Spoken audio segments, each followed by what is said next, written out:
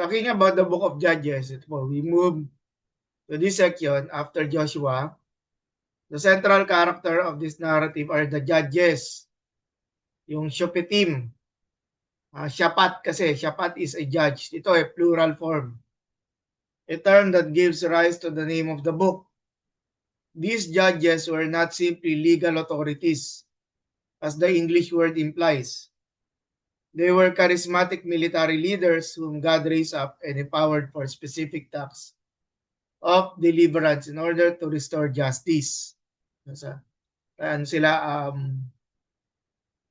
keepers of the justice, kung pwede natin tinanong ganun.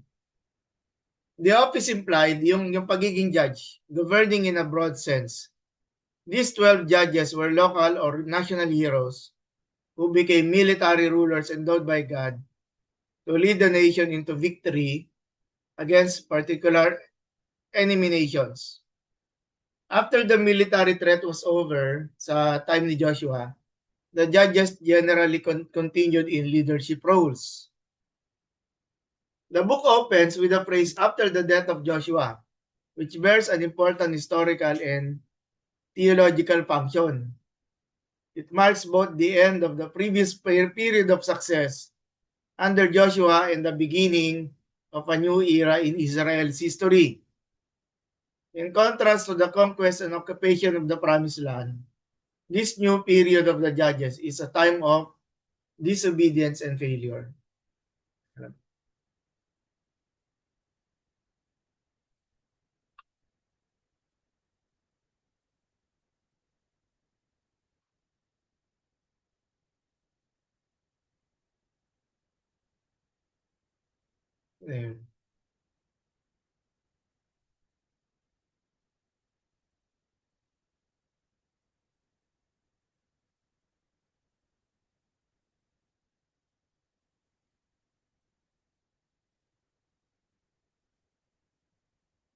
Okay, nakita ko na.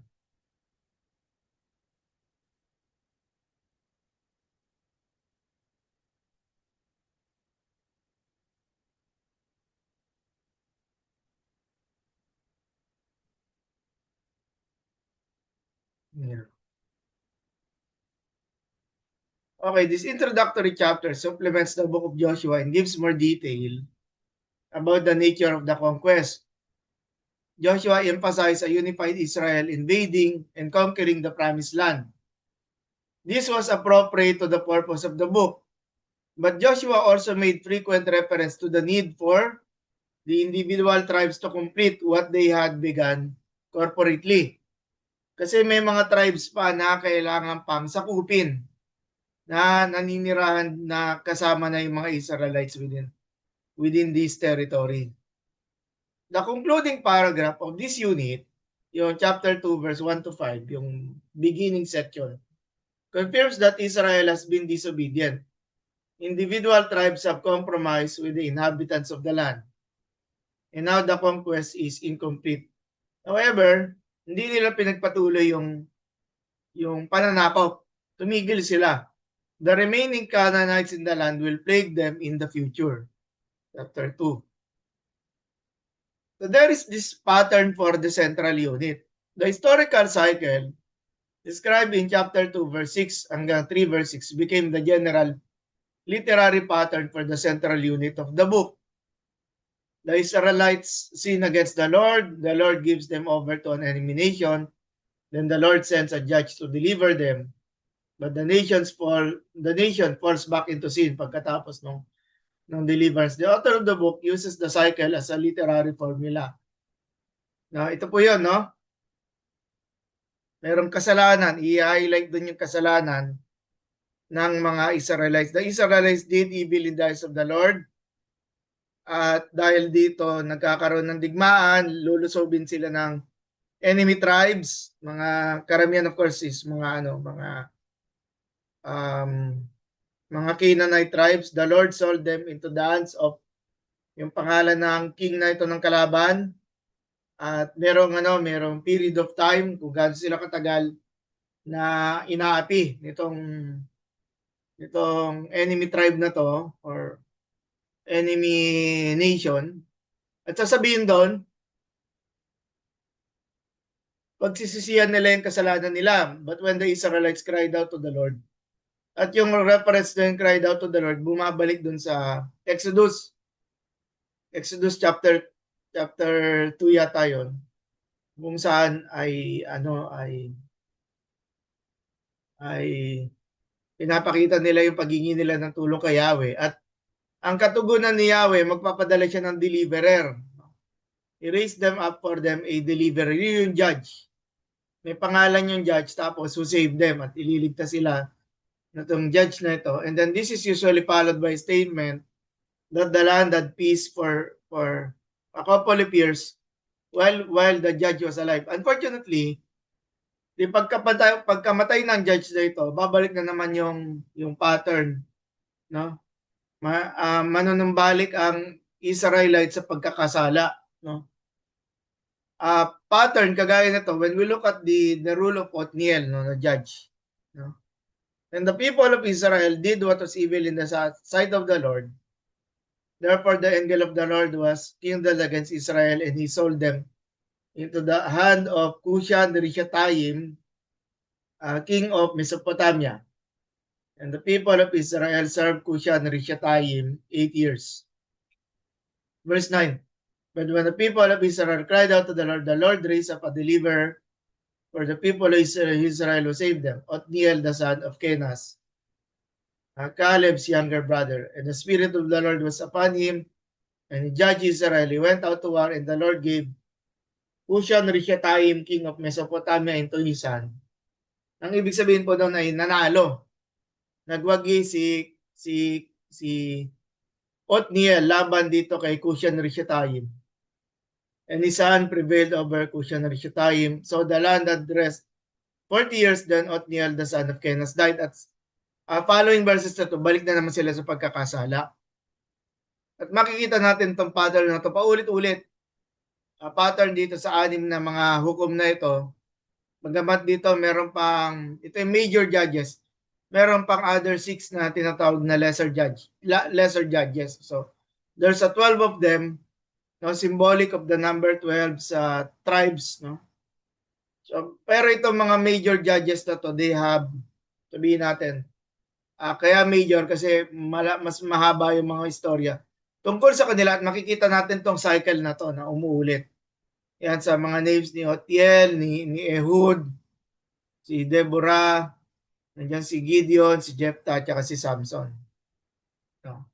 Sabihin ko pa yung what's interesting, kasi sa time ni Samson, nandun yung cycle na to paulit-ulit.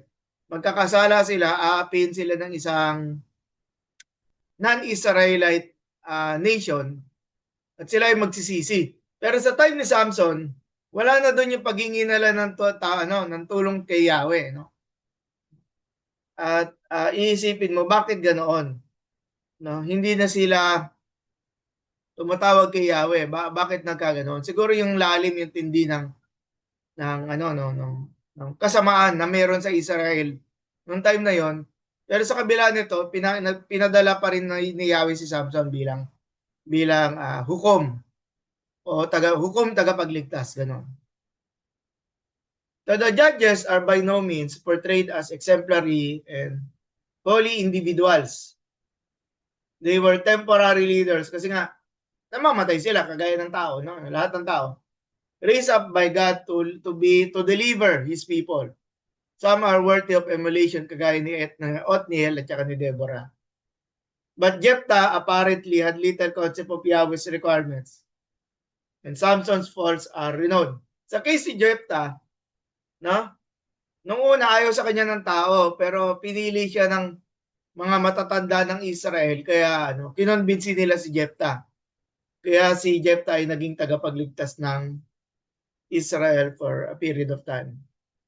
As a rule, these judges illustrate God's grace and mercy for his people, but they are not necessarily examples of devotion to God. Hindi ganon kabanal ang uri ng pamumuhay ng mga hukom na to, especially kay Samson.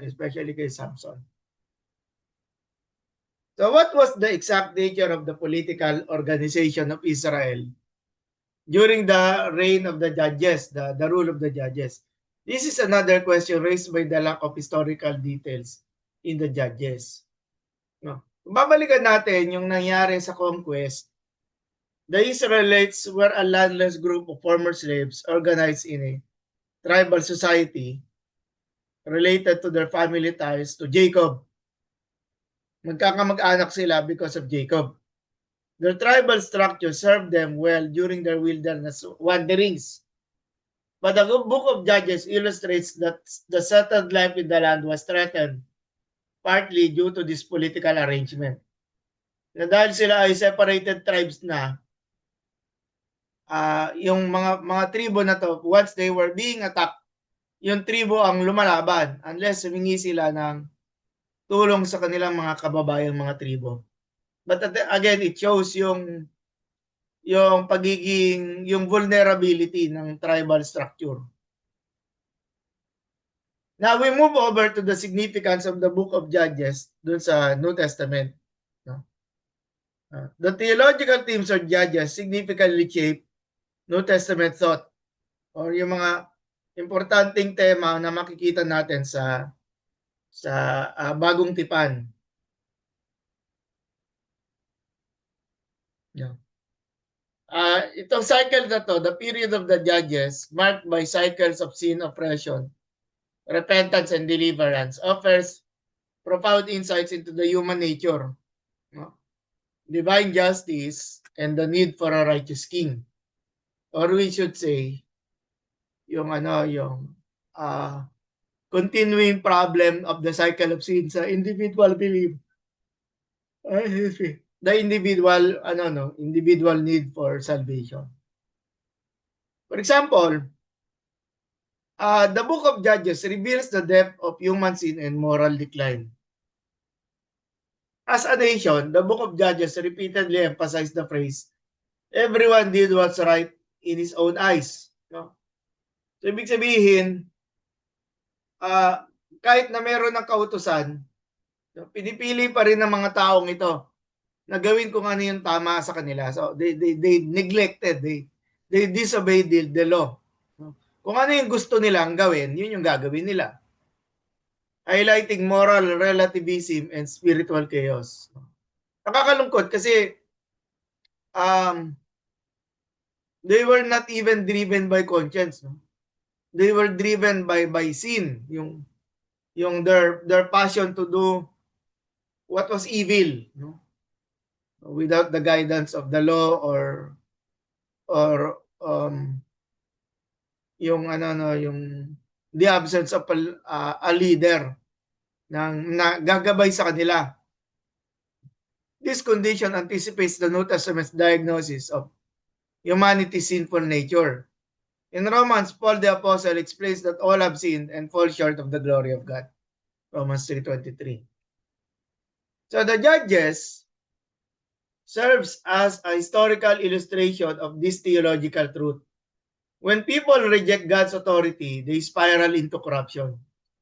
The repeated failures of Israel demonstrates that sin is not merely occasional but systemic and deeply rooted in human nature. This prepares the way for the New Testament's message that salvation cannot come through human effort. Kahit anong gawin natin, andun pa rin yung problem ng sin sa buhay ng tao. Kaya kailangan natin ng isang magliligtas sa atin dito sa continuing cycle of sin na ito. So, yung nangyayari sa nation of Israel reminds us of our individual struggle that we need to overcome. We need to overcome repeatedly in our lives. But requires the divine intervention through the Lord Jesus Christ. Diba? Kaya, dito talaga, hindi talaga, bagsak talaga dito yung hyper grace. No? If we think of this pattern, this national pattern, as referent to the struggle of an individual believer. Pagkatapos ng kasalanan, kailangan talaga nating manumbalik sa paghingi ng tawad, no? Hindi po 'yun pagdududa doon sa finished work ni Christ, no? Kung hindi doon sa pag-accept natin ng existential problem na nagawa natin laban sa Panginoon, at ang makakapag-correct ng relationship natin sa Panginoon ay ang paghingi natin ng tawad. If we go back doon sa Lord's Prayer, ang sinabi doon, and forgive us of our sins and lead us not into temptation but deliver us from evil. So there is this constant need of calling to God for help, no? At sinabing kasunod nun, if we forgive others of their sins, God will also forgive us. But if we do not, no, yung exact opposite nung naunang verse, if we do not forgive people because of their sin, no, the Lord Jesus will also not forgive us, no. So yung yung equivalent consequence, at marirealize natin doon yung continuing need natin for forgiveness. And then there is this need for a perfect and righteous deliverer. Underline natin dito yung perfect.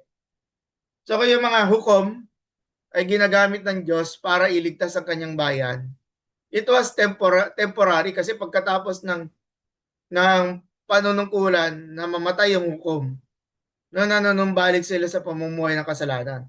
Sa atin, we need a permanent and righteous deliverer. Si Samson, si Gideon, si Deborah, lahat sila ay temporary lang ang kanilang kaligtasan. However, these judges are flawed and their deliverance is incomplete and short-lived. Kagaya niyan, si Samson, si Gideon, si Jephthah, no?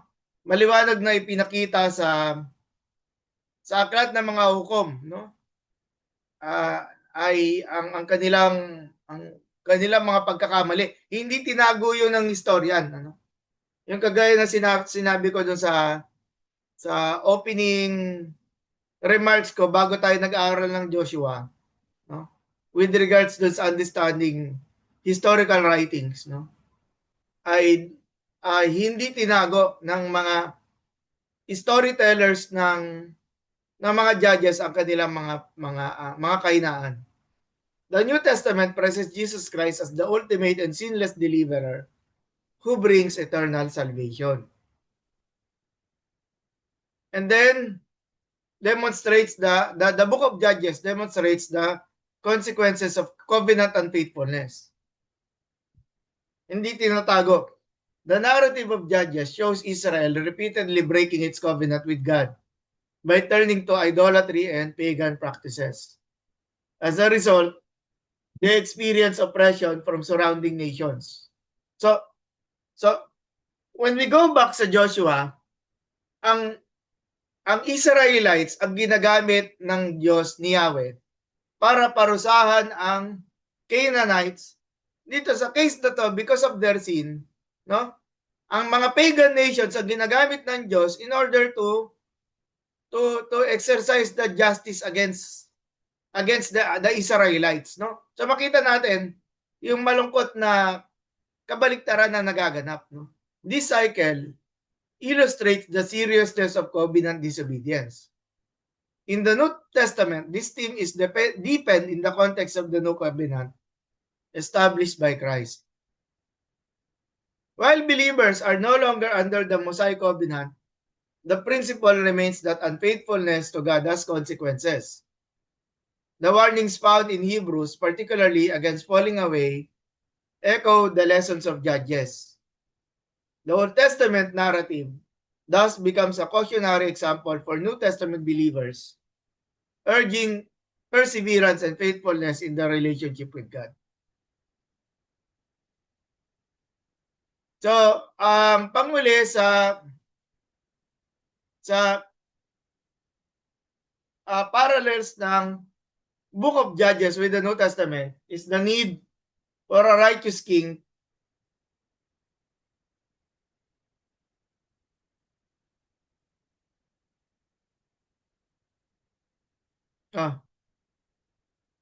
The concluding statement of Judges, in those days there was no king Israel, suggests that the absence of a godly ruler contributed to the nation's disorder. Yung cycle na yon, ang assessment ng manunulat ng Judges, nangyayari ito kasi walang hari. This longing for a righteous king sets the stage for the monarchy in the Old Testament and ultimately finds its fulfillment in the New Testament. Jesus is presented as the true king, the descendant of David who reigns with justice and righteousness. Tapos, fifth and last, the birth of Samson as a precursor. No?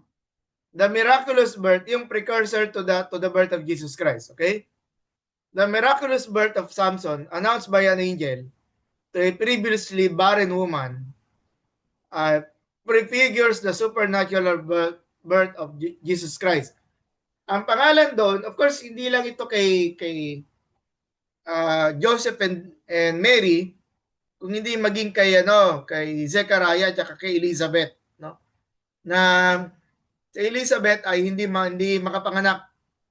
Pero umiral yung kapangyarihan ng Diyos. Kaya po nabuntis si Elizabeth at sinamahan siya ni Maria, no? Si Elizabeth ay sinamahan ni Maria sa pangangalaga at naisilang si John the Baptist, no? So, likewise declared by an angel in Gospel of Luke, both births signify divine intervention for deliverance, with Samson set apart as a Nazirite to begin saving Israel, no? While Jesus is uniquely conceived to bring ultimate salvation from sin. At yung Nazirite ay may katunog doon sa because he was a Nazarene, si Jesus. However, Samson's flawed life contrasts with Jesus' perfect obedience. So kailangan ang similarity dito, yun lang panganganak, yung kapanganakan lang, yung divine intervention resulting into the pregnancy, no? However, Samson's flawed life contrasts with Jesus' perfect obedience, showing that the former, yung kay Samson, anticipates but cannot fulfill the complete redemption accomplished by Christ. So may parallel yung uri ng pamumuhay ni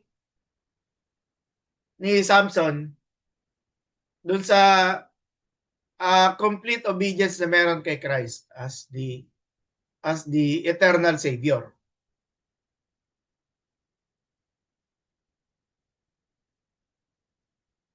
Okay? So mga kamanggagawa, dito po natatapos yung second part ng ating lesson, yung pag-aaral po for itong sabihin natin, the conquest period. Sa time ni Joshua, sa time ng Judges, although yung root hindi natin madi-discuss ngayon, pero I leave it up to you to do your own personal study, which is kabahagi nitong time na ito. No? So meron ba kayong idadagdag, itatanong o gustong paglilinaw? Dito po sa dalawang aklat, pwede po nating isama yung questions doon sa Book of Joshua dito sa pinag-aaralan na po natin ngayon. Sir Andrew. Pastor, meron lang akong tanong about sa Judges chapter 11, si Jephthah. Opo, carry on. He made a vow na coming from a victorious battle. Then he made a vow to God na kung sino man yung unang lalabas sa pintuan ng kanyang tahanan ay kanyang ihahandog sa Panginoon. Correct. So, and it so happened na yung kanyang daughter, na babae. Opo, at na babae ay siya po ang lumabas. And malubong sa kanya. Opo, sumalubong sa kanya and he was devastated. Kasi nga anak po niya yung lumabas. Totoo. Nangako siya. Mas madali po yatang mag-alay na lang ng katulong kaysa sa sariling anak po, no? But then humingi ng reprieve yung kanyang anak, 'di ba po ba? Kaya nga. Pero merong verse doon, pastor, na and he did to her what he had vowed. So, tinanggap ho ba ng Panginoon? My question now is, tinanggap ho ba ng Panginoon yung vow ni Jephthah na ihandog po yung kanyang anak? So, ang tanong niyo po ay kung tinanggap ng Diyos, bakit di natin tanungin si Lord? Very ano, no, actually, yung question mo, maliwanag, that's argument of silence, tawag natin dyan. Tama po Opo. ba? We could not really know, no? Deep Mhm. into the heart of God, no? Kung yung question nyo, kung tinanggap, no? Ang maliwanag dito, two things, Jephthah made a vow, Jephthah fulfilled that vow, at yung babaeng anak niya ang naging consequence ng kanyang, we should say, arrogance, no? Yeah, opo. Walang word na arrogance doon. Opo. Pero makikita natin, dahil if you look back yung, ano muna tayo, backgrounding muna tayo, no? If you look back dun sa pagtrato sa kanya ng mga kababayan niya, inaapi siya, no? Inaapi siya. So in a way, in his mind, he anticipates na ang makakasalubong niya ay kabilang doon sa mga nag-aapi sa kanya, no? Mhm. Ganun yung potential, no? Ng kanyang ipinangako sa kanyang sarili, di ba? Sabi ko nga, the story is very unfortunate. Teka lang. The story is very unfortunate since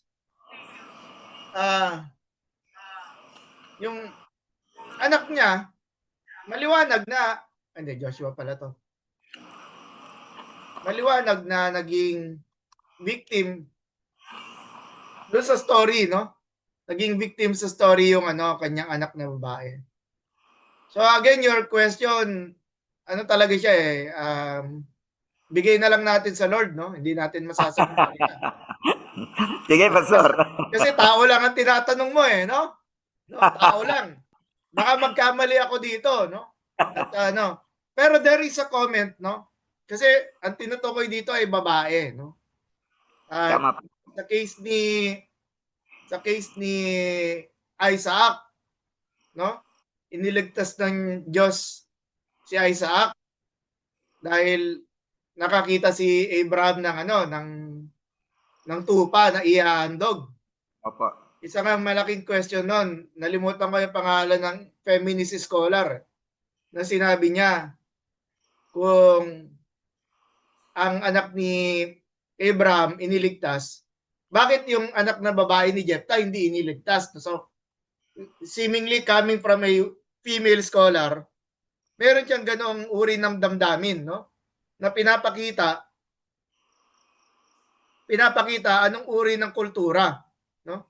Meron sa time ni Jephthah at ano yung kultura din ni Jephthah, di ba?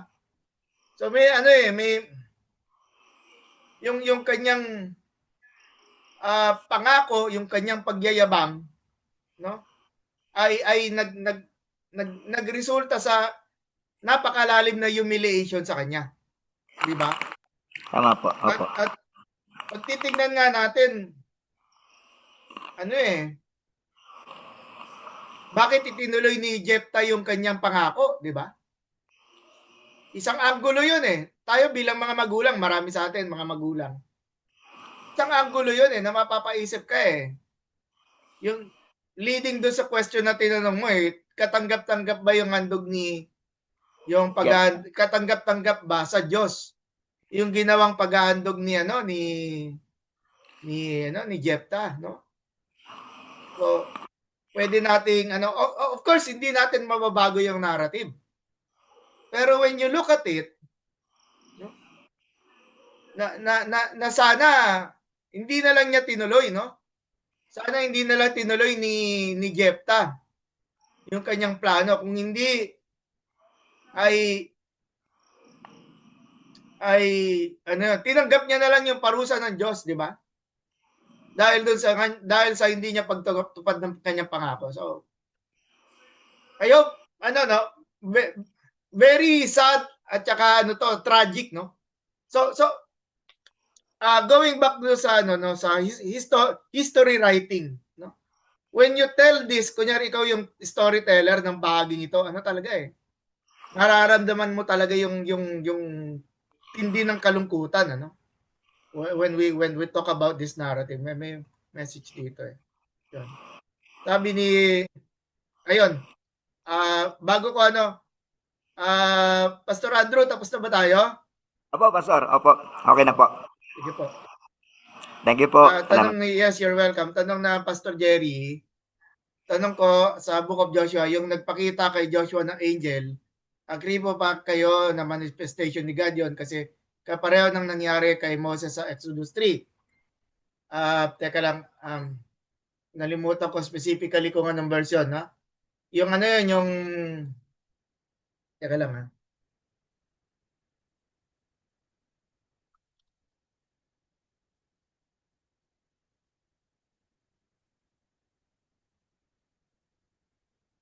Yung Joshua 5. Tingnan natin yan. Particularly 13 to 15. No? I hope I'm looking at the right section. Okay.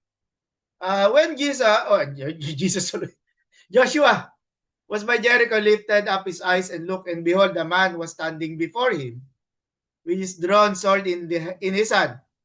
And Joshua went to him and said to him, "Are you for us or for our adversaries?" And he said, "No, but I am the commander of the army of the Lord." No, yung now I have come, and Joshua fell on his face on the earth and worshipped and said to him, "What does my Lord said to his servant?" No? Pero tingnan natin yung choice ng translation ng yung choice ng translation ng English Standard Version. They chose the small L, di ba? The small L. Again, ang doubt ko yung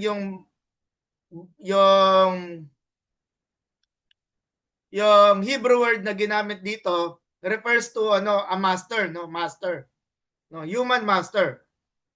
Pero yun nga, what does my Lord say to his servant and the commander of the Lord's army? Pero kita mo yung pag pinupunta yung Lord's army, no, yung capital yung malamang yung Adonai ang ginagamit dito. At teka lang po, titingnan ko rin muna yung sa titingnan ko rin sa wait lang para tayo, mas kumpleto yung perception natin, mga kaganapan.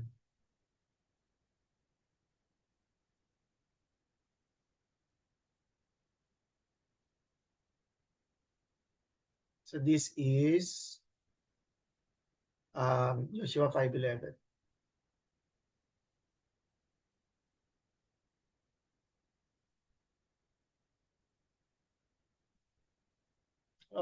Okay.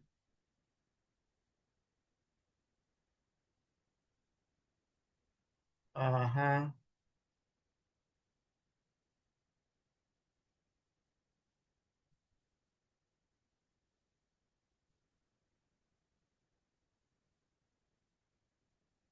And Joshua said, fell upon his place on the ground, and he bowed down and said, "What does," yun nga, yung Adonai. Yung gamit dito yung Adonai, no? What does the Adonai of my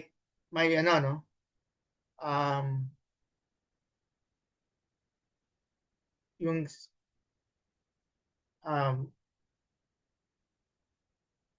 wish to say to your servant. Ayan. So, ang tanong ng Pastor Gerald is that this theophany, nag-utos, take off your sandals from your feet, for the place where you're standing is holy. And Joshua. So, makita natin, we know, and I believe Joshua was aware sa naging experience ni Moses kay Yahweh, no? Naniniwala ako, no? And so we could see here these important details. And so we could say that this is again a theophany, no? At ang hindi ito basta-basta angel lamang. It is the visible presence of Yahweh, no? Dito sa commander of the armies of the commander of the armies of God, no? At ang isang maalala natin dito sa Revelation chapter 1, no? Nung si Apostle John, nakita niya yung glory ni Jesus Christ, no? Ganon din napayukod rin siya, di ba? Sa takot. Although within the book of Revelation, meron ding isang case doon na kung saan masyadong na-overwhelm si Apostle John, napalood siya sa harapan ng isang anghel. Tapos sabi sa kanya ng anghel, "Huwag mo ko luhuran kasi ako isang kapwa mo lingkod," no? So we may say, no? We may say that ito lamang verse dito sa 13 to 15. Kukunin natin, no, kasi ganun yung question eh. Paano natin mapoprove? Pastor Edwin, paano natin mapoprove na ito yung si Yahweh ito in a theophany? No? Dito lang sa 13 to 15 lang yung comparison kung paano, no? Kung paano si Joshua na-recognize niya yung presence ni Yahweh dito sa kanyang nakakaharap na to na commander, at kung paano na yung inaapakan nitong commander na ito ay naituturing na holy ground. I think there is a follow-up to that, no? Pwede din po natin sa ituring siya si Jesus. Ito.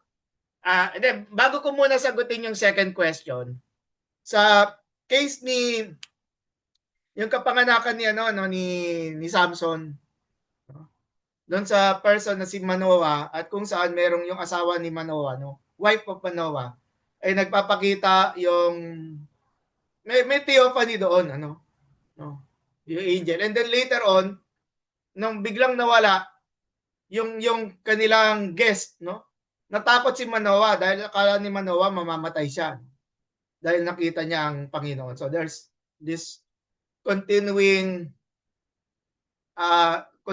thread of theophany dun sa sa Old Testament, no. So pwede din ba natin na ituring na si Jesus? Actually, this is an important question. Wag nating mamalitin itong question na ito kasi it can be no? It can be no? Kasi but it can also be a yes. It can also be a yes. However,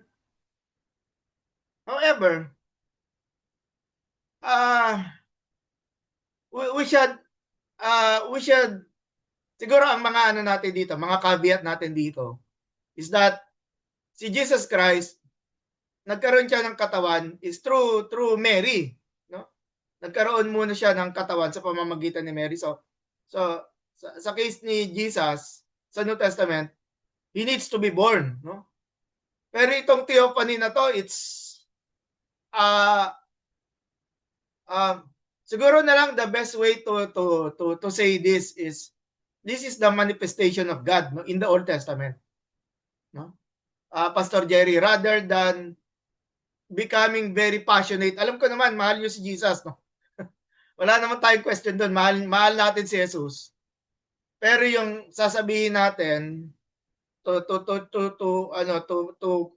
be passionate and at the same time conclusive din, no? That si Jesus ito might be the better way to say it is that progressive yung pagpapakilala ni Yahweh ng kanyang sarili. So kung paano ko sasagutin yon, I would rather not say na si Jesus yon, Pastor Jerry. No? And my reason is ayoko magkamali sa aking representation, no? Kasi baka nire-represent natin yung hindi naman gano'n. Unless yung vision na nakita ni Apostle John no, maliwanag si Jesus yon at pinangalanan talaga doon sa. Naisip ko lang po bigla kasi po wala po ibang pwedeng mag-represent sa God kundi si Jesus lang. Tama naman din po yung sinabi mo. Well, again, siguro ang isang bibigyan natin dito ng idea, yung holiness, no? yung holiness when we think of the Trinity. Again, I'm using the Christian term, no? Sa kalagitnaan ng Old Testament study, no? I'm using the Christian term, wala naman Trinity. And even sa ano, no, yung understanding ng Trinity ay I would say maging careful tayo na we should allow the Old Testament to speak to us, di ba? Hindi po mawawala doon yung knowledge natin of the New Testament. Pero maganda meron tayong humble way of presenting the details at dapat alam natin yung limitations natin. So, pero maganda po yung sinasabi niyo, Pastor Jerry, about yung representation ni Jesus Christ bilang tagapamagitan sa tao at sa Diyos at saka sa tao. Pero again, I would rather be, nandun yung reservation ko na maging careful na lang. Okay, thank you. Ang gaganda po ng tanong nyo, no? Ni Pas Andrew, yung sequence, yung related na observation ni Pastor Jerry.